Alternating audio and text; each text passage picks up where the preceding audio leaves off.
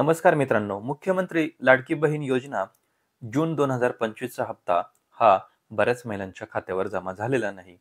तर अशा प्रकारे हा हप्ता न आल्यामुळे बऱ्याच महिला या चिंतेत आहेत, की आमचा हप्ता बंद झाला का? तर होय, अशा बऱ्याच महिला आहे, की ज्यांचा हा हप्ता आता इथून पुढे मिळणार नाही. तर बऱ्याच महिला म्हणतात, की आमचा हा हप्ता बंद होण्याचे कारण आम्हाला समजले नाही. आम्ही पात्र असून देखील आम्हाला हा हप्ता का मिळाला नाही? मात्र यामध्ये काही गोष्टी या तुम्हाला अजूनही माहिती नाही. शासनाने 3 जुलै 2025 रोजी एक सुधारित शासन निर्णय लाडकी बहीण योजना याबाबत निर्गमित केला होता. यामध्ये शासनाने असे सांगितले होते, की 21 ते 65 या वयोगटातील महिलांनाच हा हप्ता दिला जाणार आहे.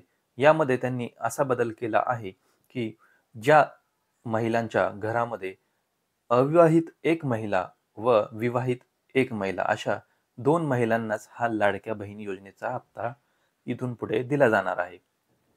तर यामध्ये आता बऱ्याच महिलांच्या घरामध्ये 3-3 यापूर्वी 3-3, 4-4 महिलांनी या योजनेचा लाभ घेतलेला आहे. त्यांना मिळाला देखील आहे.